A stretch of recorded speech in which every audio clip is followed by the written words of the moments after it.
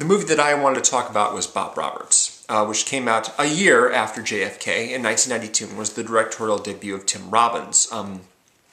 He, I believe, created this character on Saturday Night Live for a sketch when he guest hosted the show, and then he decided to make it into a feature film. If that's true, I'm not 100% on that, but if that's true, then that would make Bob Roberts, as far as I'm concerned, the very best movie that ever came out of a Saturday Night Live sketch, better than Wayne's World or the Blues Brothers or any of those guys. I know Blues Brothers is a classic, sorry.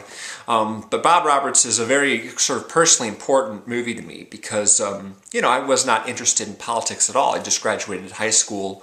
And there wasn't this sort of social movement to be politically involved at a young age that there was back then.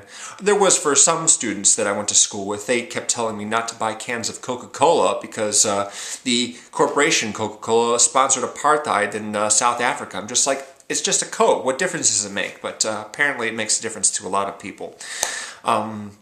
So Bob Roberts is basically about a folk-singing conservative political candidate. He is running for the Senate in Pennsylvania.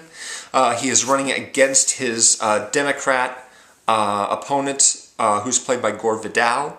And so Tim Robbins is playing this character, Bob Roberts, who started out as a folk singer and then was discovered by some guys who say, some political strategists who said, this guy's got a lot of talent and he's very charming, he's got a good personality, and he likes the same kinds of things we like, the same values. And that would be, of course, conservative values, back to the old-fashioned, traditional way of doing things in this country, which a lot of people will tell you is not necessarily a good thing. I've always, you know, in the intervening years, of course, I've done a lot of reading, I guess, about conservatism versus progressivism, I guess you could say. And the conclusion that I've drawn is that people who are interested in conservatism are more the kind of people who want to hold on to tradition and the way things have been done, and, you know, kind of honoring the legacy of people who came before you, whereas progressive is thinking more about the generations that come after you and making sure that things are better and changing things however they need to be changed in order to make things better and happier for everyone, and not just, you know, the white people, white Christians, so to speak, because, you know, that's sort of where it comes from, I think. A lot of it, anyway. I have a couple of friends who I went to high school with, and I see their postings on Facebook now, and they're all about, you know, tradition and everything like that, and I don't necessarily think that's a good thing. But I wasn't really thinking about any of this when the movie came out, and you have basically the movie sets up sort of a conflict between this political candidate and a journalist who works for sort of an underground paper called Troubled Times. His name is Bugs Raplin. He's played by Giancarlo Esposito, who's been in a number of Spike Lee films. Most prominently, he played he was in Do the Right Thing. I forget the name of his character, but he's one of the more memorable characters in that movie, with a lot of memorable characters. He is basically trying to get an interview with Bob, and he's also doing some investigating of his own. He's not the kind of journalist to parrot what all the political candidates say and just report that. He wants to dig deeper and find out what's really going on under the surface, and he's uncovered some evidence that could scandalize Tim Robbins' campaign.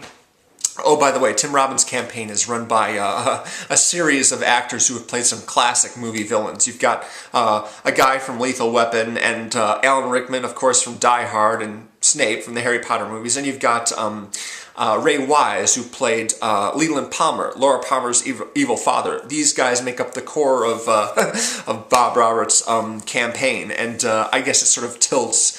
If you're familiar with those guys' work, you might be your perception of Bob Roberts himself might be tilted towards the negative. I wasn't at first. To me, he seemed like a cool guy at first.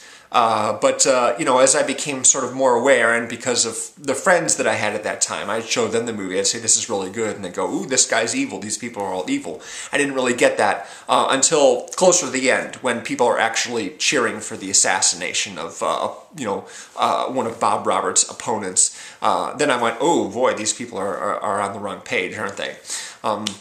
Now, he's a folk singer, so you have a lot of music in the movie. And here's the funny part. After I saw this movie, some years later, I also saw a documentary about Oliver North, a real documentary. Bob Roberts is in the form of a fake documentary. You know, it's a mockumentary, as they say. And so Tim Robbins wrote and performed a lot of songs for the film in character. Now here's the funny thing. Tim Robbins never ever released a soundtrack for this movie. There was never a CD or anything like that made available for purchase. And as far as I know, probably the singles are not available because he didn't want actual conservative politicians to use his material for their own campaigns because he's against that. You know, he wanted to make sure that they wouldn't be able to do that. So these songs are only ever heard in the film itself. They're not singles floating around anywhere. Aside from him, there's a lot of smaller roles filled by some very popular actors. Susan Sarandon, Helen Hunt, Fisher Stevens, Fred Ward all play correspondents for news programs. A lot of them are very comical cameos. They've got... let me try to remember. Oh, Peter Gallagher, right. Peter Gallagher, he plays a guy who's really cool as well. Now, I watched the movie now. I mean, back in 1992, this was all sort of new to me. I was getting a lot of new ideas from this movie. And when I see it now, it seems just a little bit too broad.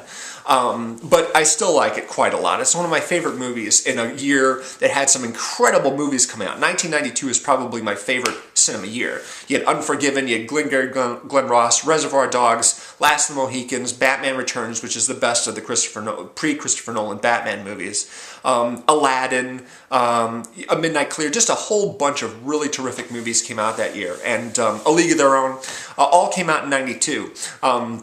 So when 93 came around and Schindler's List and Remains of the Day and The Fugitive all came out, Philadelphia was like, ooh, this is a great year for movies. I'm like, 92 is better. I like those movies, but 92 was better. Who else is in the movie? I think I pretty much covered anything. Anyway, this is something you definitely have to see. Oh, I should mention one other thing, and that because this is a mockumentary, there are several scenes which, out of necessity, are captured in a single camera take. Like something really crazy is happening, and so, but there's only one cameraman. The story is that they're filming this for a documentary, and there's only ever one cameraman, one camera running at any one time. So there's a lot of shots that sweep through a whole area in one unbroken take, and these must have been, really tough to pull off. I mean, De Palma, is known for having his Steadicam shots, and a lot of guys will do extended Steadicam shots. Paul Thomas Anderson, for example, likes doing those. But this has to have the look of something that happened kind of on the fly, and it really pull it off for the most part. There's a shot that is set at a Saturday night comedy show, basically, kind of like Saturday Night Live, where Bob Roberts is making a guest appearance, and there's a whole sequence which is covered in a single camera shot that winds all the way through basically the floor in the building. It's exciting stuff. Towards the end, they sort of break with that a little bit. There's a sequence at the very end of the movie that cuts to a lot of reactions of different people in a kind of an unrealistic way. If it's all being filmed by just one guy, it doesn't quite work. And actually, Chronicle, which I just saw, has the exact same problem. There's a sequences towards the end. It's all supposed to be captured on home cameras and security cameras and stuff like that. And at the climax, there's just so many reactions and cutting to different angles. It just seems absurd that they were all just captured on the fly. But aside from that, it's the same thing with Bob Roberts. Aside from that, it's a terrific movie. Really, really good movie.